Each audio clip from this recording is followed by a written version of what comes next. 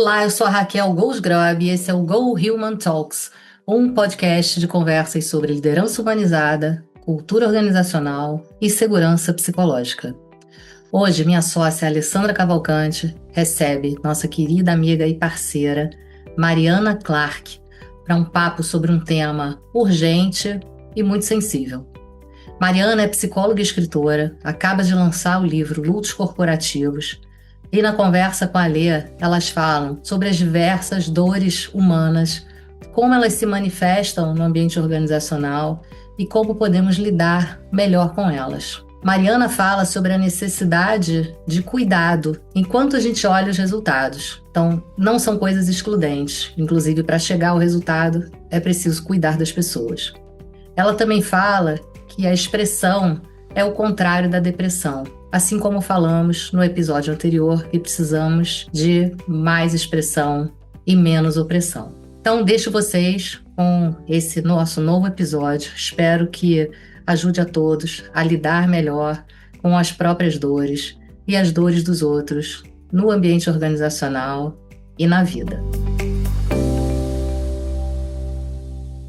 Olá, eu sou a Alessandra Cavalcante e eu estou aqui hoje com a Mariana Clark, minha amiga, parceira, e vai ser um prazer bater esse papo com ela, onde a gente vai trazer um tema que ainda é tabu, não só nas organizações, mas na nossa sociedade. A gente vai falar aí de lutos corporativos e a revolução do cuidado aí nas organizações, sabendo que essa conversa já vai extrapolar esse universo aí organizacional, porque não tem como a gente tocar nesse tema sem pensar no ser integral, né? Na nossa vida, que vai muito além do dia a dia aí profissional, né? Do crachá, enfim, do CNPJ. Então, esse papo é um papo aí que a gente espera, tanto eu quanto Mari. Eu vou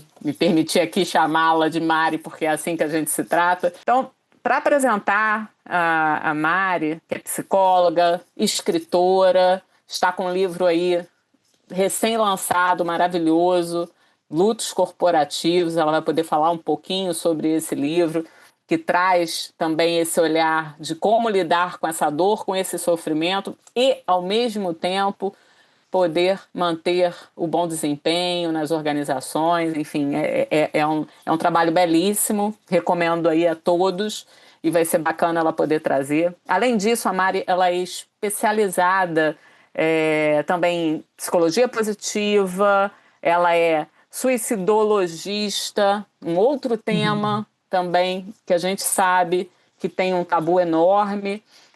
Vamos ter oportunidade de abordar, de também esbarrar aí nesse tema. E a Mari tem uma carreira, né, executiva, desse mundo corporativo.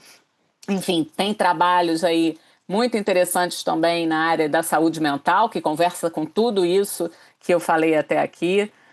Tem um TED também muito bacana, que a gente recomenda, e vamos disponibilizar aí tanto o link, né, do livro, quanto do próprio TED, onde a Mari também aborda esse tema, e é uma oportunidade aí de aprender, se inspirar e poder conhecer desse universo que a gente, às vezes, não quer muito entrar em contato, porque eu acho que até é uma defesa, é um pouco aí natural.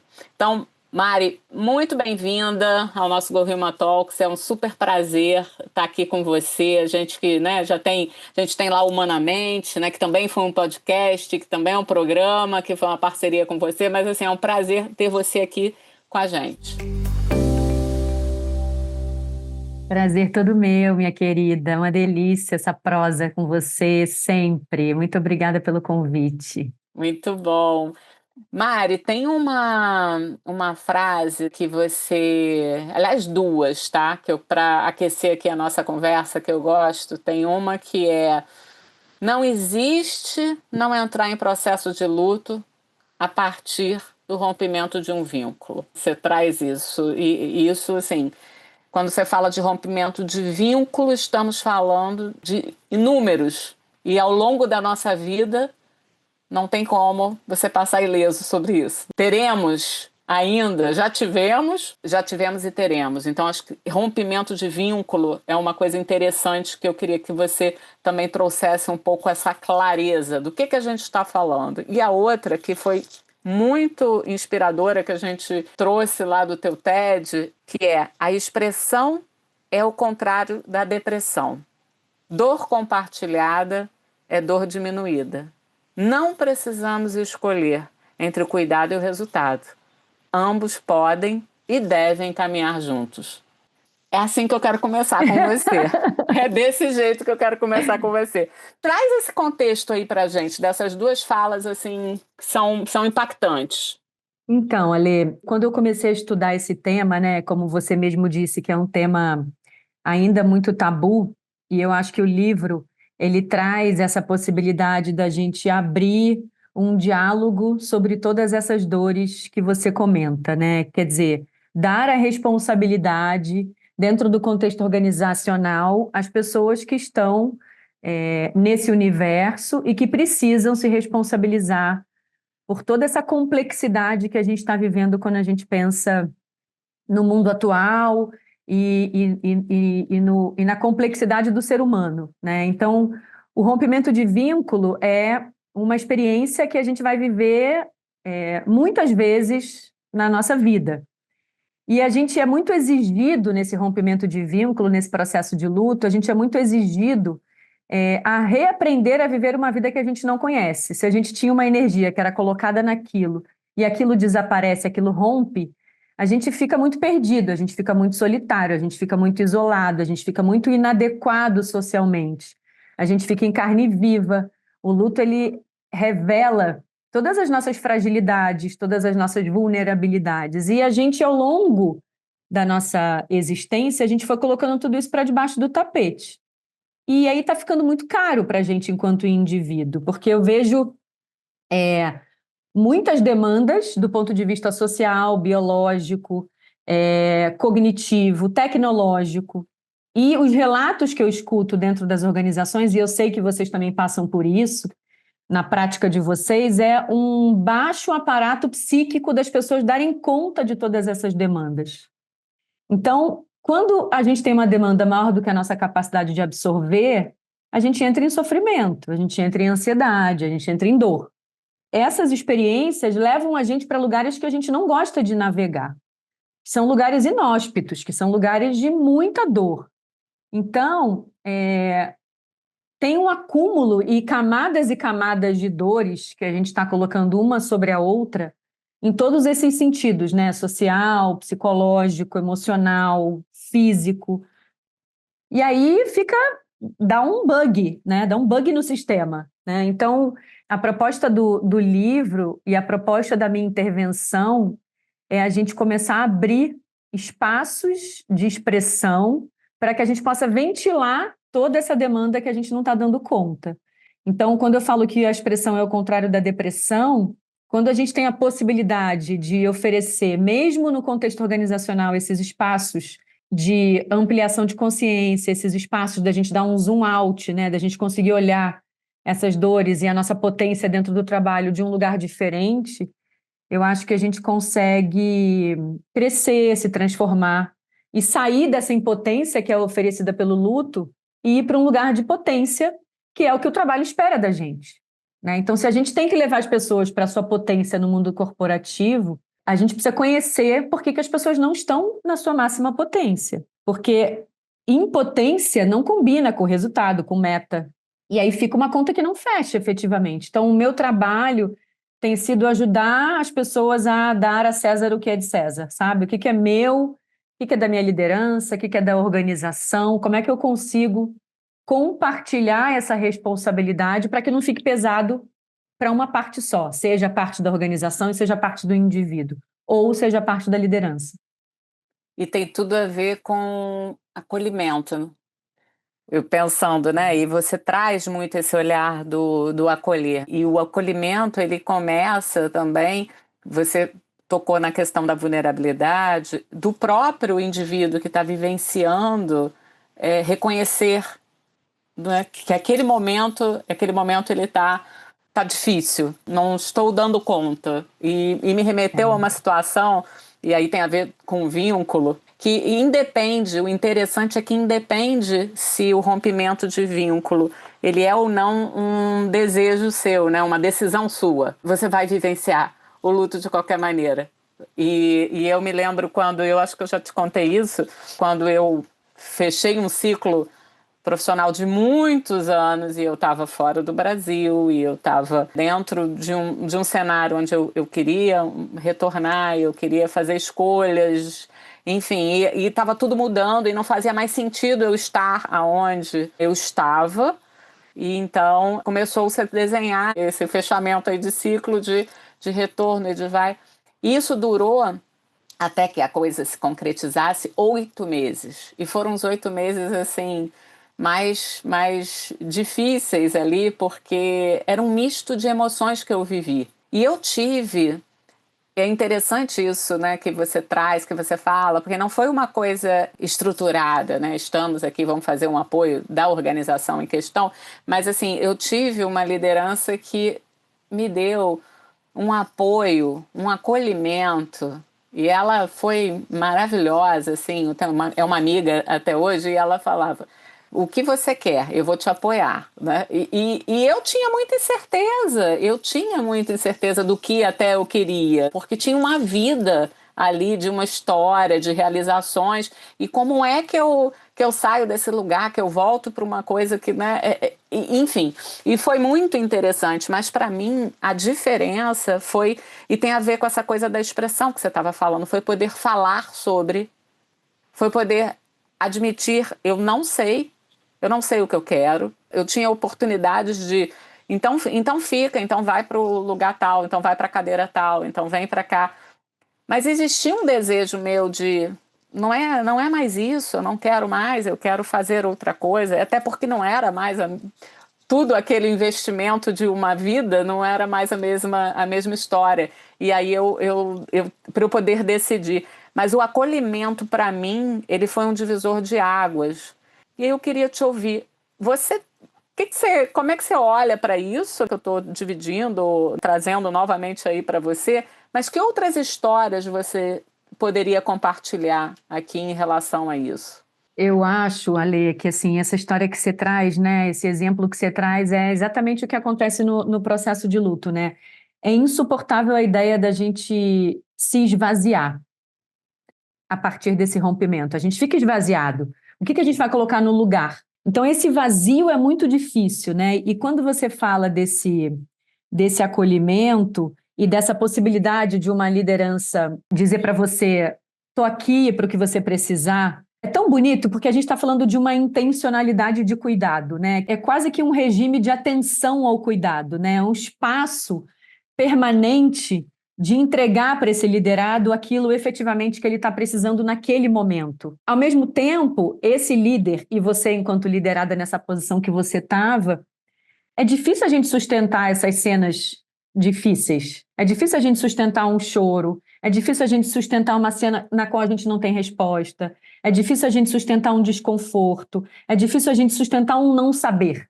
É isso que acontece muito na minha prática. Aí quando você pergunta um caso, eu recentemente acompanhei um caso em Belo Horizonte, onde o funcionário perdeu a sua única filha de 8 anos, que tinha uma febre recorrente e internou numa terça-feira, no domingo a criança morreu.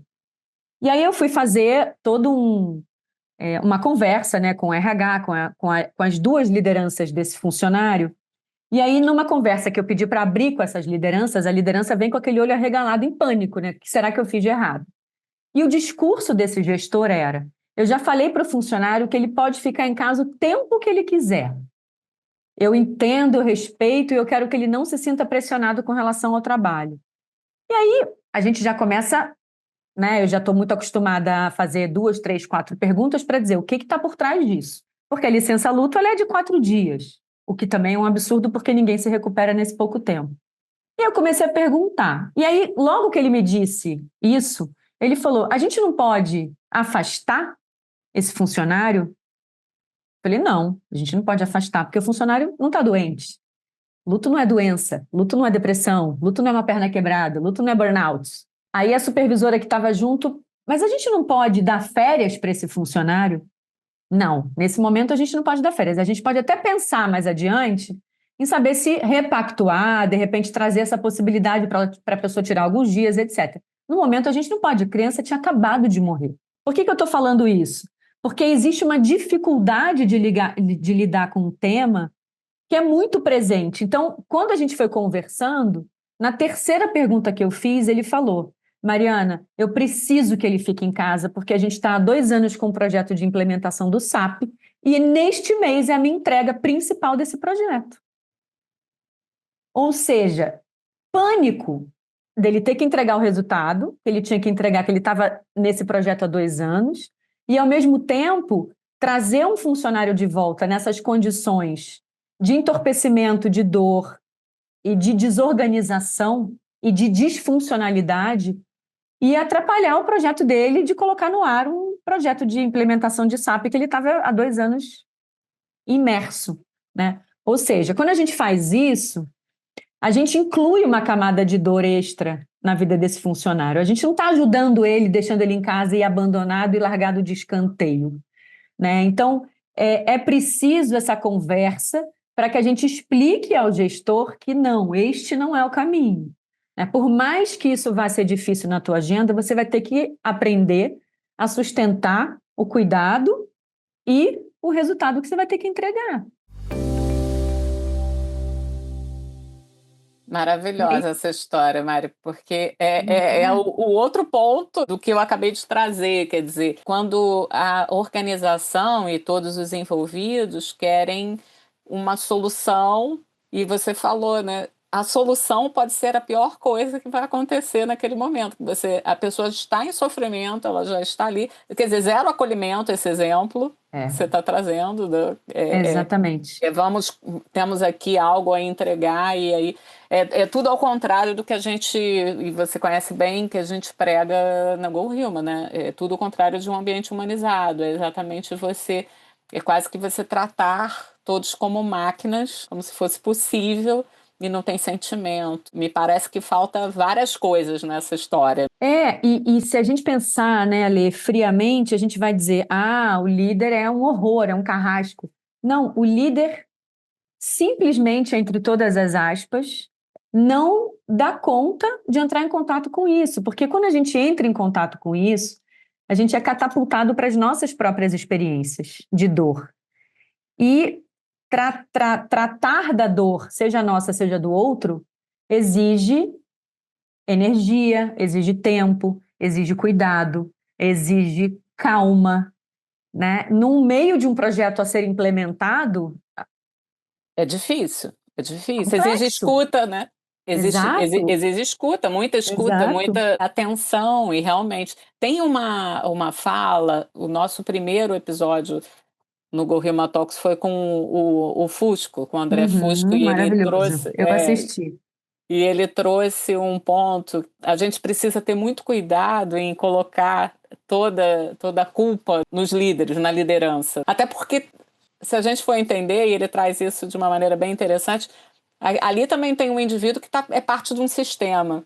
E realmente, quando você traz isso, e você traz assim, tem uma dificuldade de dar conta, né, de entrar em contato com essa dor, até porque eu tenho um projeto, e aí você fica assim, é o sistema, que existe um prazo, existe uma meta, existe uma cobrança, existe um funcionamento que não permite que esses, vamos dizer assim, imprevistos ali, que são da ordem emocional, pessoal, isso não está provisionado. E aí, como fica? E eu sempre falo isso, né, Ale? Assim, os sistemas eles vão continuar produzindo sintoma, porque a natureza intrínseca de uma organização é pressão, é competitividade, é máscara social, né? Então, como que a gente consegue ter algum controle sobre tudo isso, toda essa parte de fora, né? Todo esse cenário, todo esse contexto? A gente não tem controle sobre o que sai, quais são as palavras que saem da boca de um líder. O que a organização vai implementar de regra nova, por exemplo, para o home office? A gente não tem controle. A única mudança possível é a individual. Hoje é a individual, né? Então, tem um pouco desse experimento da responsabilidade na gestão, né? Que é a gente não tratar o tema com a seriedade que a gente deveria tratar, né? Com o respeito à dor humana que a gente deveria ter, com o cuidado ao sofrimento existencial que a gente deveria ter. Mari, e falando de líder, como é que é quando o líder está enlutado e precisa cuidar da equipe, e precisa entregar resultado, e precisa. Como é que é? Como é que, na tua experiência, o que que você já vivenciou também nesse aspecto? Como é que você já ajudou aí alguns líderes a não se perderem aí nesse caminho? Tem uma pressão, né, Ale? Assim, acho que o líder está numa crise existencial muito grande. A pressão da equipe, a pressão dele mesmo, a pressão do chefe, a pressão dos pares, a pressão em casa. E é um lugar ainda de muito pouco letramento emocional, no sentido de da gente poder ter vivido experiências, eu me incluo, experiências onde a gente podia, dentro do contexto organizacional, ampliar o nosso vocabulário emocional, por exemplo, né? A gente não teve isso, a gente não foi formado para isso. Então, eu vejo uma liderança com muito medo de errar nesse sentido e muito medo de provocar ainda mais dano e ainda mais sofrimento no liderado. E aí acaba se ausentando e se isentando de determinados comportamentos que poderiam fazer muito mais sentido, como, por exemplo, levantar a mão e falar: gente, passei por isso, está muito difícil para mim, vou pedir para vocês um pouco mais de paciência, mas nessa semana eu vou precisar de um pouco mais de tempo para me reorganizar internamente, porque estou passando por isso, isso, isso, isso, isso. Então, quando o líder traz essa fala, ele autoriza a sua equipe a dizer, nos momentos que essa equipe também não estiver bem, a também levantar a mão e pedir ajuda. Como é que a gente ensina sobre o amor? Como é que a gente ensina sobre uma emoção positiva? Quando a gente vive essa experiência com a pessoa. E aí sim eu estou explicando para a pessoa o que significa isso. Agora, é sutil, é subjetivo. Então, se eu não falo, se eu não verbalizo, se eu não nomeio, o outro não consegue entender. Ele vai entender através de um comportamento que não é um comportamento legal, e aquilo fica. A liderança, o liderado vai provavelmente ficar fantasiando, a equipe vai entrar em parafuso, e no fundo, você sabe que tem alguma coisa que está acontecendo e que a gente não sabe o que é. Então, quando a gente trata, por mais difícil que às vezes seja essa conversa, quando a gente trata com a verdade, eu estou oferecendo confiança, eu estou oferecendo contorno, eu estou oferecendo consistência nessa relação. E, sobretudo, mais conexão. Porque se eu me abro sobre aquilo que eu estou vivendo para as pessoas com quem eu trabalho, isso vai gerar muito mais conexão entre nós. Acho que essa é a beleza. Por mais difícil que possa ser para essa pessoa também, se abrir. Porque a gente gosta muito de trazer esse olhar, né? Porque a gente, no fundo, está falando de vulnerabilidade, de novo, né? De você Uhum. expor, de você dividir, de você compartilhar ali momentos ou alguma situação que você não dá conta. Só que não é fácil. E reconhecer também que não é fácil é fundamental. Ao mesmo tempo, é importante a gente dar esse espaço para que as pessoas possam, né, cada vez mais se sentirem confortáveis e ali. E a gente não está falando aqui de superexposição, que também pode gerar um peso excessivo na equipe, enfim. Você trouxe com muita propriedade, que a pessoa poder falar: estou vivendo uma situação que tá difícil, que para mim talvez eu fique ausente. É simples assim, por É. mais dolorosa até que possa ser essa frase, essa colocação, essa abertura, mas é importante. E aí eu fico me perguntando, de novo, como é que a gente está trazendo cada vez mais esses espaços dentro das organizações? Porque, no fundo, a gente está falando de diálogo, a gente está falando de conversas, a gente está falando das pessoas poderem praticar essa escuta. Você traz muito esse olhar de bordas e limites. E fala um pouquinho sobre isso, porque, no meu entendimento, conversa com isso que a gente está começando a costurar aqui também. Como esse líder ele pode estabelecer, e o indivíduo também, né? Não só os liderados também, podem estabelecer aqui bordas e limites. Fala um pouco sobre isso. Quando a gente pensa nessa relação, né, Ale, do líder e do liderado, eu acho que hoje em dia a gente fala muito mais desse principal atributo do líder estar na relação e não mais no próprio líder como era na nossa época, né? Na nossa época tinha uma coisa do líder como a capa do super-homem ou a capa da Mulher Maravilha, do status, do poder. E se a gente vai ter que colocar na agenda esses assuntos complexos de sofrimento, de sintoma, de depressão, de burnout, a gente vai precisar falar desta relação, né? Ou seja, se eu tenho 10 liderados no meu time, eu vou ter que ter uma tratativa, um manejo e uma forma de lidar, 10 formas de lidar diferentes, porque cada uma dessas pessoinhas no meu time tem uma necessidade, uma história de vida e uma forma de operar no mundo. Então, eu preciso ter uma capacidade de fazer uma leitura dessas pessoas, de entender como essas pessoas operam, seja na pressão, seja no amor, seja num projeto que não deu certo quando gera alguma frustração, né? Então, o objetivo não pode ser um objetivo de eu sou capaz de acabar com a sua dor enquanto líder. Não, esse não é o objetivo. Senão fica até superficial, porque a gente sabe que a gente nunca vai conseguir alcançar. Mas quando eu tenho uma liderança que ajuda esse liderado nessa autorregulação, ou seja, eu minimamente consigo me autorregular e necessariamente eu vou ser um veículo de corregulação emocional para esse time.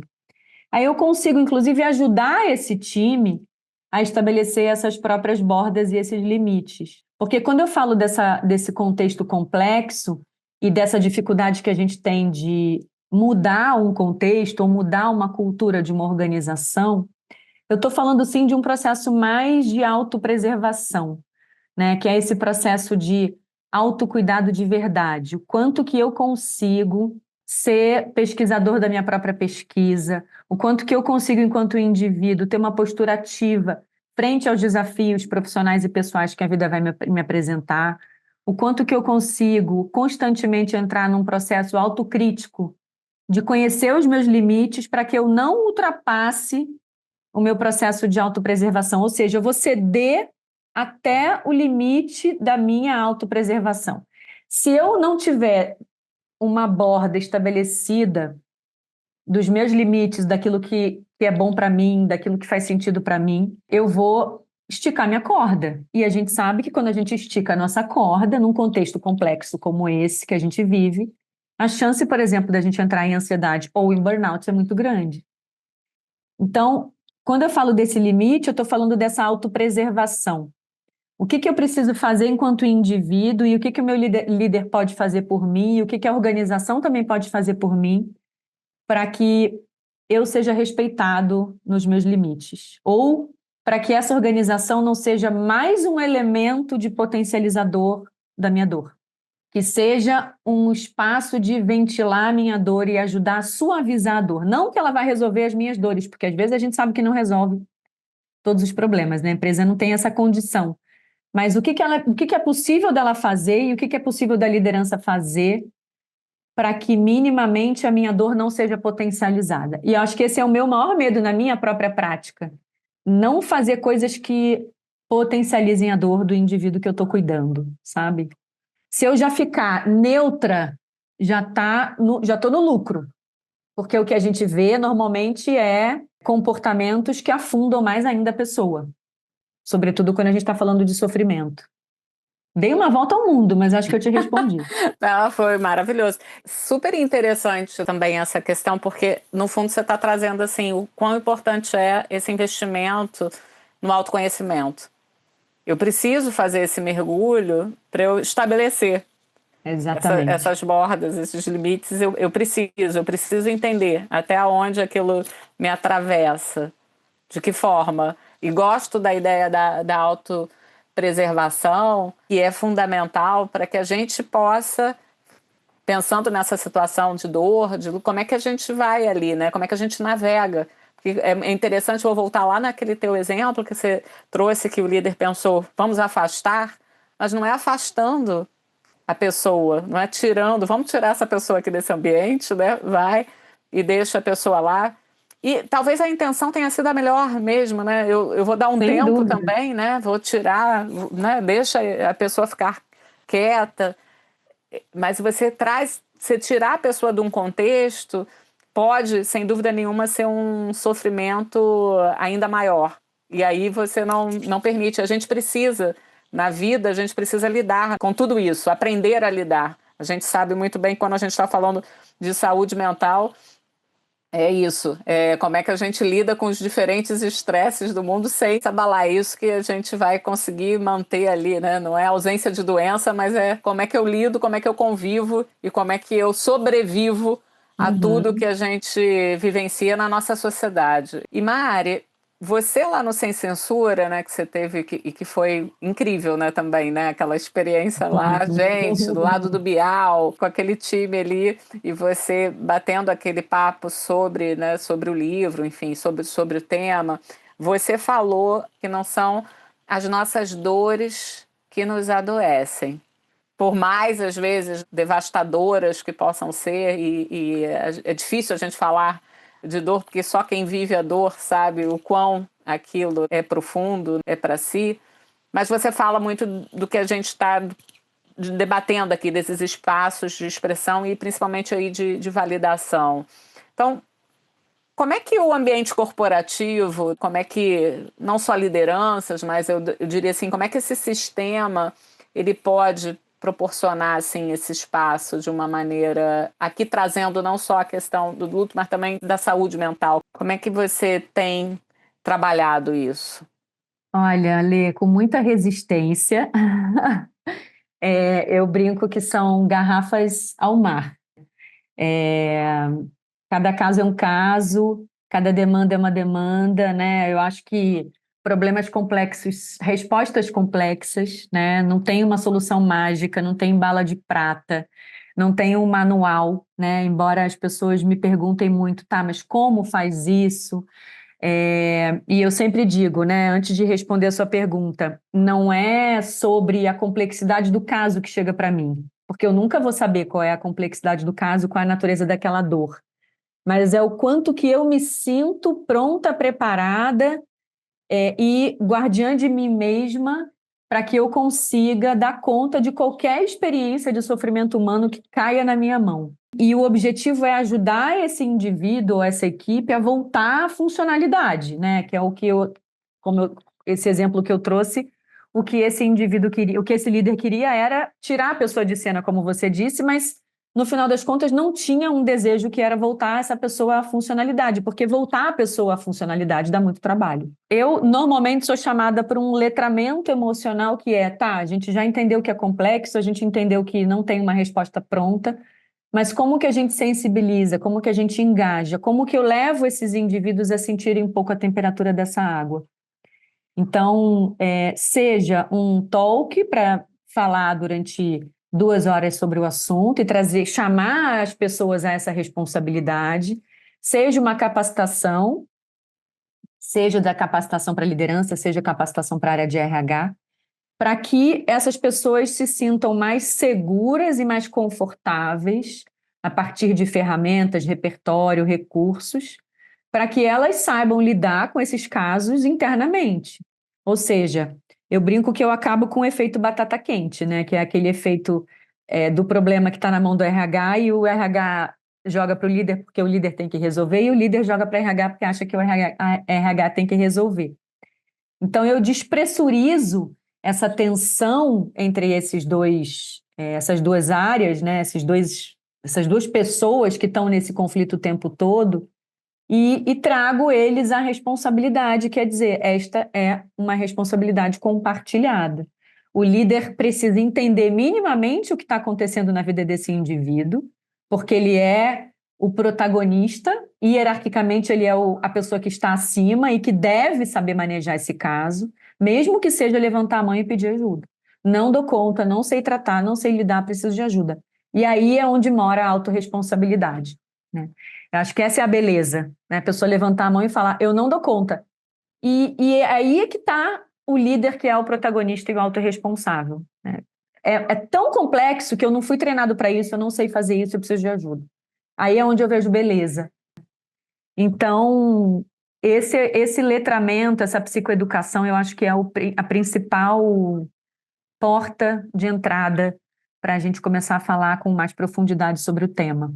E ainda muito necessário nas organizações, pelo menos nas nossas andanças aí, a gente ainda percebe muito espaço para isso, para o tema de saúde mental, para o tema de luto, então, enfim, né, é preciso acontecer algo para chamar a Mari Clark. Então, né, Exatamente.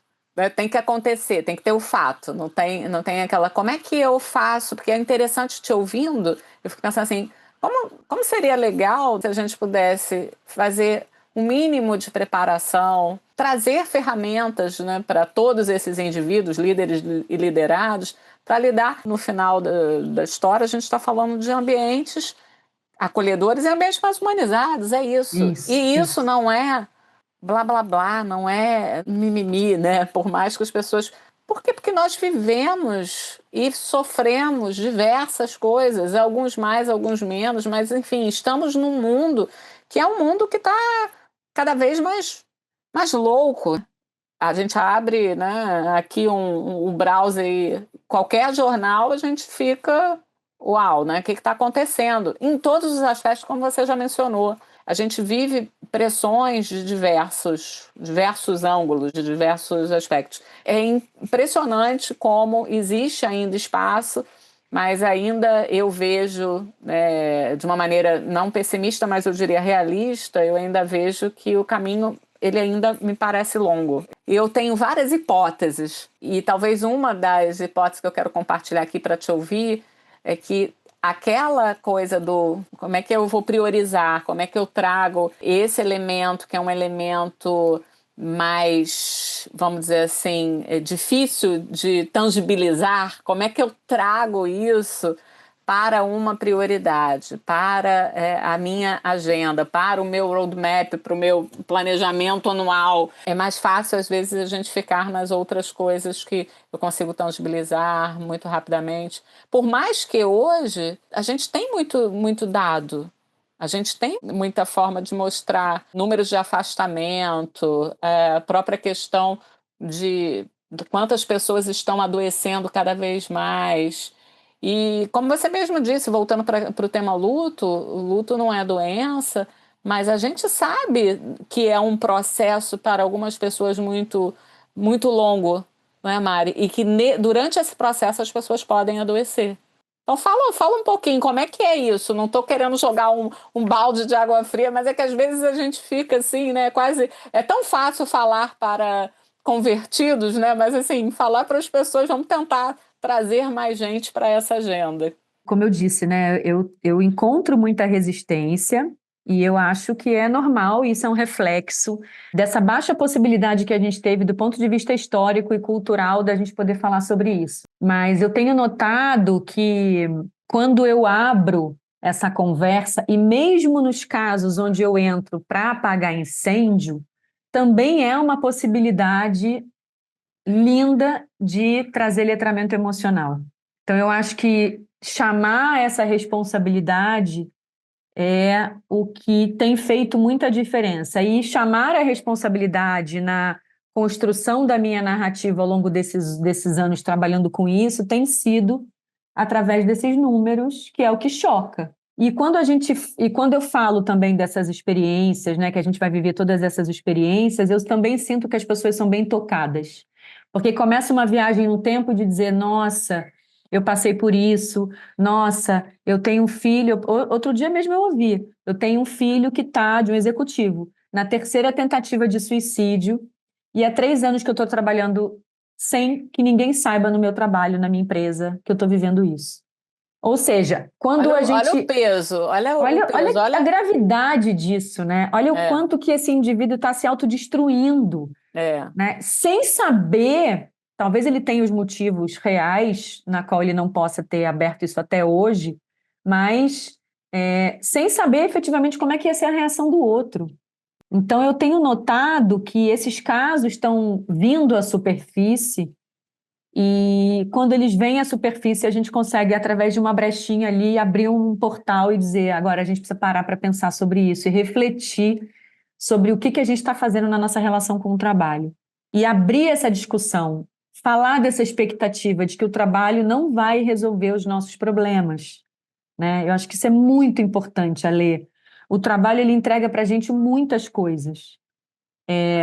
Reconhecimento, gratificação, sentido, né? O trabalho ajuda a gente a pagar os nossos boletos, a gente cresce, ajuda a gente a realizar os nossos sonhos, mas tem uma parte muito importante que é só eu, enquanto eu e o meu travesseiro, eu e a minha consciência, que vou precisar atingir através de uma postura ativa.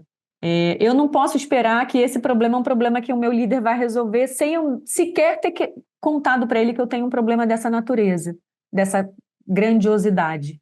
Então, eu ouço muito essas falas que me mobilizam profundamente e que me encorajam para continuar e para que eu consiga trazer um pouco mais de ventilação para esses ambientes, sabe? Ou Mas seja, vamos em frente, né? Vamos continuar. vamos, Vamos continuar não, porque é necessário, né? É não temos outra importante. saída. Não E é temos muito outra saída. lindo, né, Lê? Assim, é muito lindo quando eu vejo o que está por trás daquela grosseria, o que está por trás daquela Uhum. comunicação defensiva, o que está por trás daquela postura, sabe? Assim, descobrir qual é aquele slide oculto, descobrir por que que a pessoa está efetivamente nesse lugar, ou como que a gente consegue acessar aquele sim para a vida, sabe? Eu acho que a liderança tem esse papel, cada vez mais, de ser esse catalisador, né, dentro das organizações. E não tem jeito, realmente. É desafiador o papel de líder em todos os contextos atualmente, mas é importante. Você impacta para o bem e para o mal. Você pode impactar para o bem e para o mal a vida de uma pessoa. Tem uma pesquisa recente, é de uma consultoria inglesa, eu não vou me lembrar, não estou me lembrando o nome agora, mas que a gente leu, eles mapearam entre terapeutas, médicos, companheiros, né, enfim, cônjuge e liderança, quem eram as pessoas que mais impactavam efetivamente a vida de uma pessoa. E disparado são os líderes, a liderança, a influência que a liderança tem Uhum. na vida.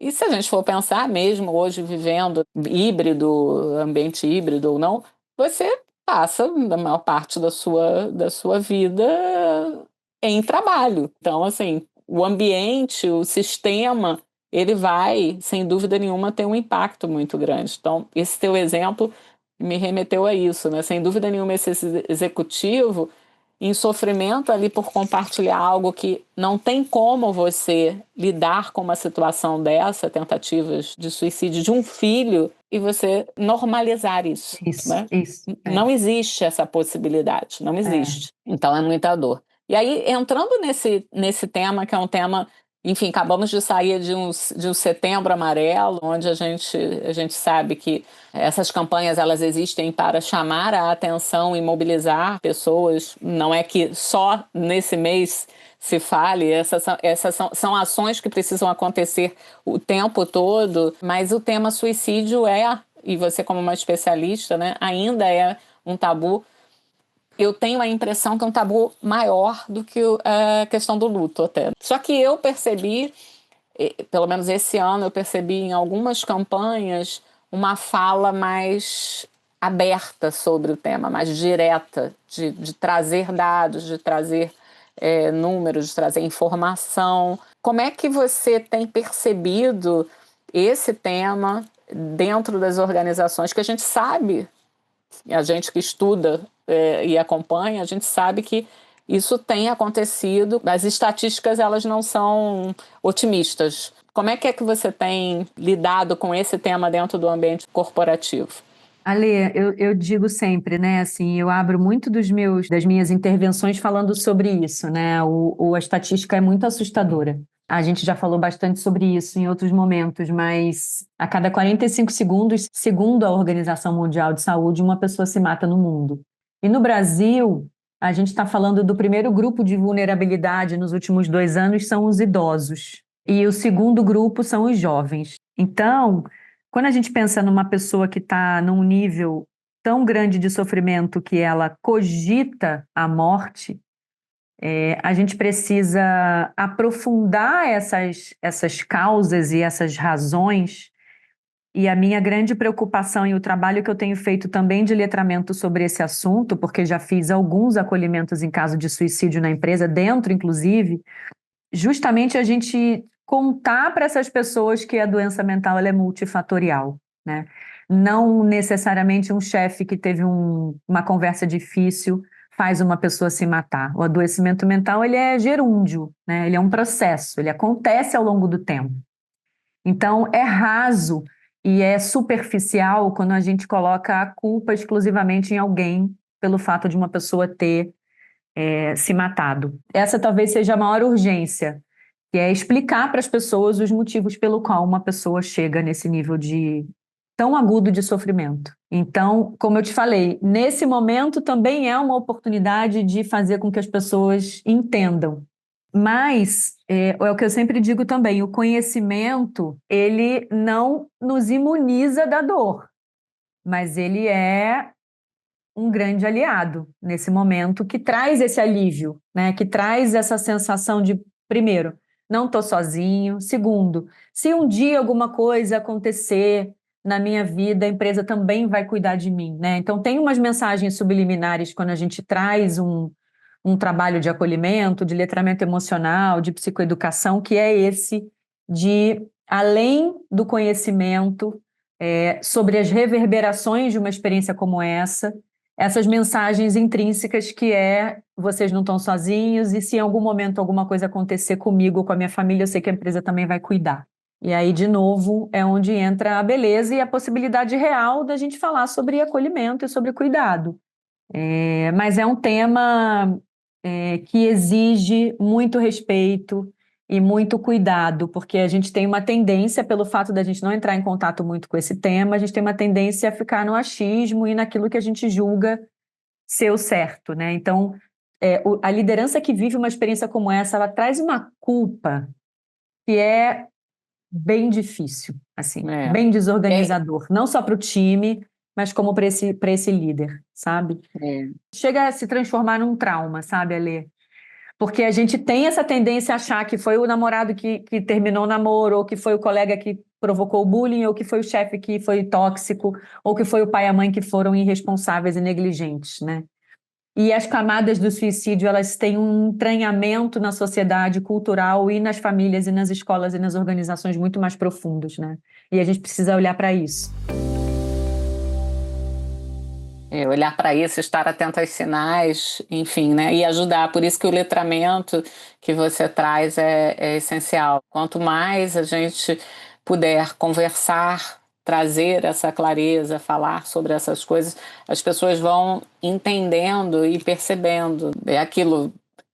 Se você está atento, você consegue às vezes ajudar. Porque a pessoa está em sofrimento. É um sofrimento, como você disse, você chegar ao ponto de tirar a própria vida é um sofrimento muito grande. Não tem outra Não tem explicação, né? saída, né? A pessoa não vê saída. A pessoa não quer acabar com a vida, mas ela quer acabar com a dor. Com o sofrimento, com a dor, né? Exato, É isso. exato. Agora, olhando assim, olhando para frente, olhando para um futuro desejado, você tem 3 filhos lindos, um ainda nem adolescente, os outros já adolescentes. Quando você olha assim, né, para os seus filhos daqui a 10, uns já vão estar entrando, né, no mercado de trabalho, 15. Quando você olha pensando, o que que você gostaria de ver? O que que você gostaria que fosse diferente? Como que você gostaria de ver esse mundo corporativo lidando com a dor humana para receber seus filhos?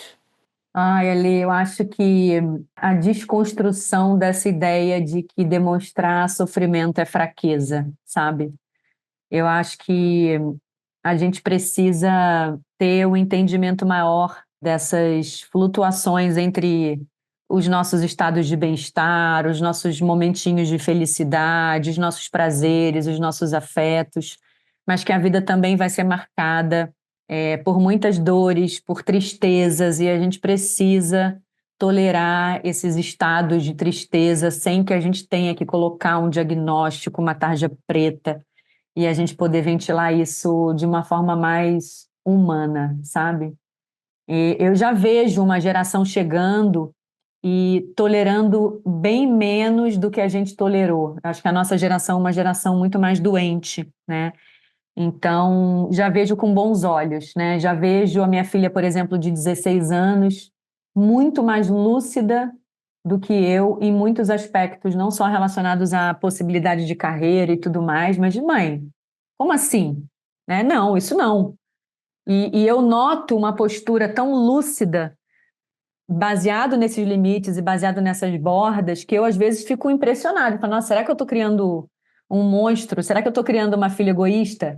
Não, eu tenho essa dúvida, mas porque para mim choca, né? Para mim, o estar a serviço do outro ainda é um investimento que eu faço, não só na minha vida pessoal, mas na minha vida profissional, né? Sobretudo por conta da minha prática, o que também é um perigo, mas eu acho que eles estão mais blindados e eu acho que assim eu espero que daqui a 10 anos o mundo corporativo possa estar mais blindado nesse sentido, sabe? Onde a gente consiga ir diminuindo essas estatísticas sociais dos adoecimentos a partir de pessoinhas que vão praticando bem e praticando a cura, mas sempre se colocando nesse lugar de limite e de bordas. Muito bom. É isso também. Também, quero isso, quero esse mundo. Seria bom se a gente conseguisse antecipar, seria Para a muito gente bom, poder né? usufruir, né? Pois Mas é, a pra gente está gente. fazendo esse terreno para que eles possam usufruir, né? Mas já é um belo trabalho se a gente conseguir. E Mari, assim, você já fez várias entrevistas, enfim, já participou de várias mesas redondas, enfim.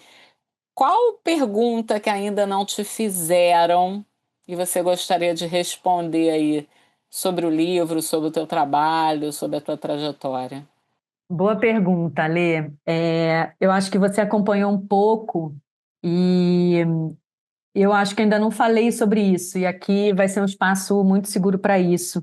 Quando eu apresentei o conteúdo, eu apresentei naturalmente, né? Comecei a entender como é que era esse processo do livro, como é que funcionava, né? Que tipo de editora poderia ter interesse no meu trabalho, né? Porque eles seguem lá uma linha editorial e tal. E quando eu apresentei para a Intrínseca, que foi, né? Eles foram absolutamente amorosos e me acolheram, né, pelo fato de eu ser uma marinheira de primeira viagem, e me deram uma resposta, depois de alguns meses lendo o conteúdo, me deram uma resposta de que o meu conteúdo estava muito subjetivo e muito aberto. Porque eu fui numa escrita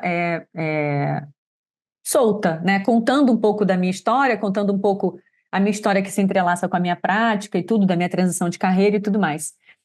E eu fiquei numa crise existencial muito grande, que era, puxa, mas o que eles querem? Que eu transforme esse conteúdo em quê? E eles tiveram uma sacada, e é a sacada que eu vejo, os pedidos dos meus clientes vêm muito dessa sacada, que é um manual, né? Um tutorial. Esse assunto é tão complexo, é tão espinhoso, que a gente precisa que você coloque esse conteúdo num formato mais como fazer. Que é o que o cliente pede, tá? Mas é lindo, as palavras que você traz são lindas. Mas o que efetivamente as pessoas vão fazer com esse novo saber? Como que elas podem colocar esse novo saber na prática, no dia a dia? Como que a gente constrói pontes de execução no dia a dia para que as pessoas se sintam mais seguras nessas tratativas? E aí eu fiquei mais 8 meses quase reescrevendo, né? Não mudei o conteúdo, mas mudei a forma para que eu pudesse atender o leitor e eu tenho recebido muito esse feedback, né, que o livro traz esses caminhos de atuação, de intervenção, mas, sobretudo, atender também a demanda dos meus clientes. Então, no final das contas, foi uma reorganização do meu conteúdo para que eu pudesse também estar mais preparada para as demandas dos meus clientes.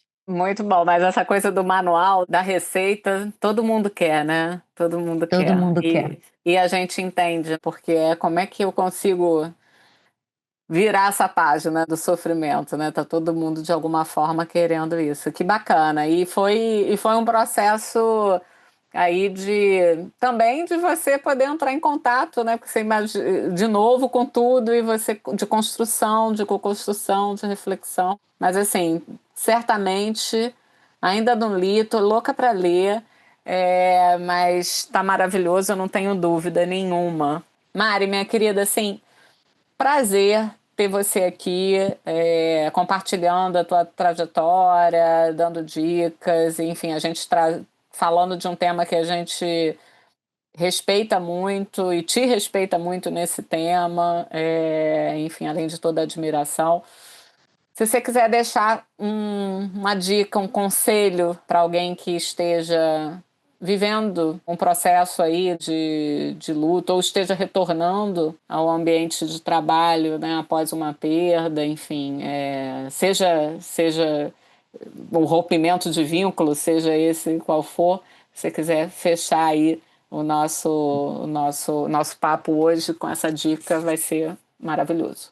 Nos momentos que a gente está em sofrimento, em dor, né, a gente é muito sequestrado da nossa capacidade de se autorregular, né? A gente fica muito perdido, né? O chão, ele sai. Então, que caso você não encontre esse cobertor quentinho dentro da sua organização, com os seus colegas de trabalho, mas que você possa se nutrir desses afetos na sua rede de apoio, na sua família, com seus amigos, com o seu círculo social, mas que encontre algum conforto dentro desse desconforto, né? Às vezes não é no ambiente corporativo, infelizmente, mas que você não desista do seu trabalho, da sua empresa, da sua liderança. Eu brinco, né? Como é que a gente faz as pazes com a liderança? Como é que a gente faz as pazes com a nossa organização a partir daí, né? Então, tenha paciência, mas se nutra e busque outros lugares quentinhos para te acolher nesse momento, por mais difícil que isso seja. Muito bom, obrigada. Prazerzão ter você aqui. Sempre, sempre. Adoro o trabalho de vocês, sou uma fã e tá muito lindo esse podcast. Lindo, lindo você. E vamos lá, nós vamos divulgar tudo, o livro, né, o TED, e é muito legal. Obrigada, Mari. Um beijo, obrigada a vocês pelo convite.